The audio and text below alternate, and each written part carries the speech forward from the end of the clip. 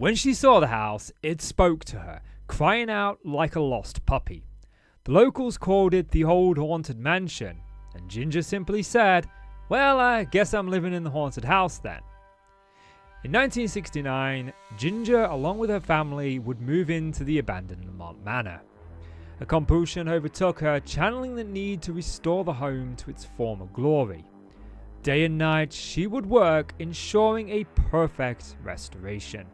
A new home, a new life that would suddenly turn dark.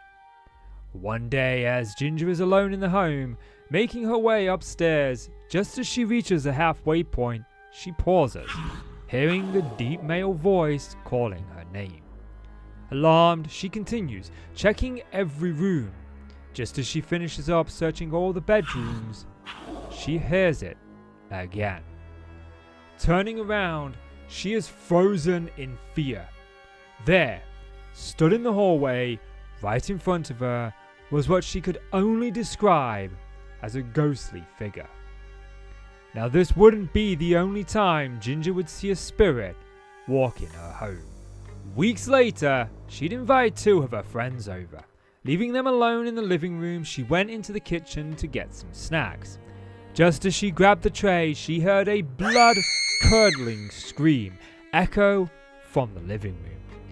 As she got back, her friends were already leaving, with a ghostly figure just hovering in the corner of the room.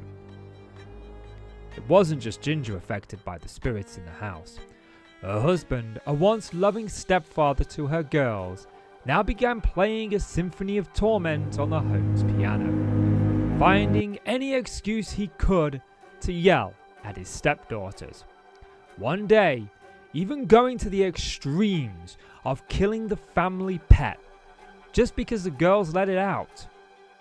Enough was enough, and the pride Ginger once felt was now consumed with fear. She called her father, loaded up her children, and left Lamont Manor behind. Or so she thought. After Ginger left behind the haunted Lamont Manor, she knew it would be the last time she'd see her husband, who too abandoned the property just a day later. What she didn't know is it wouldn't be the last time she would see that home. Her father Raymond would take one look at the house before seeing its potential. It was like a wet puppy begging to come in. It needed nurture. A short while later, Raymond, with his son Ray, would purchase the home. There were plans to rehabilitate the mansion into a business, turning it into a B&B. One day, while Ray was alone in the building, in one of the upstairs hallways, he hears what sounds like gunfire coming from downstairs. Without hesitation, he barrels down to investigate. When he gets to the kitchen, he stops. There, in the door to the basement, were 2 bullet holes. Now, taking a closer look, he could see that they were holed and had been there for some time.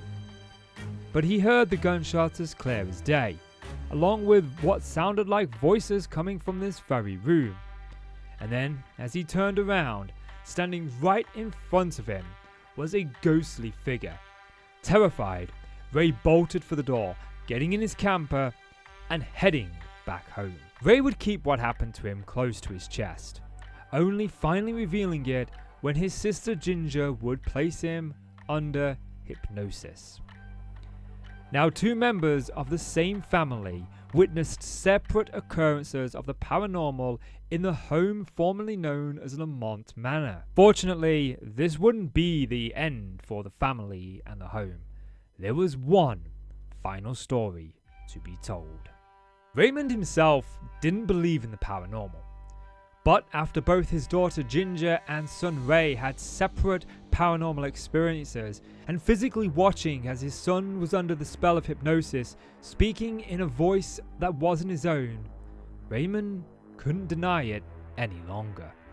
He asked his daughter to put him under hypnosis, and once asleep, Raymond travelled in his mind back to the haunted mansion. There, he felt the urge to go through the home, heading directly towards the 2 bullet holes in the basement door where his son had already seen a spirit. As if something was guiding him, he was led down the stairs where a loose stone in the wall caught his eye. Behind it was a hidden wooden box, and inside was the original deed to the land.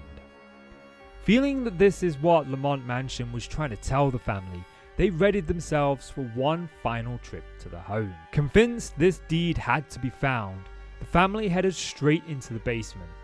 Just like his vision, there was a stone, and behind it, a compartment. There was no wooden box. No deed, just an empty space.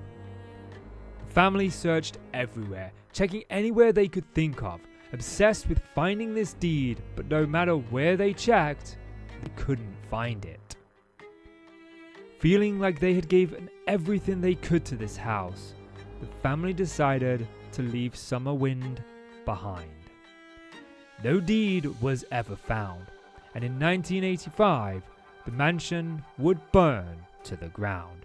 Some claim lightning struck the home, while others say a teenage drunken party was the source.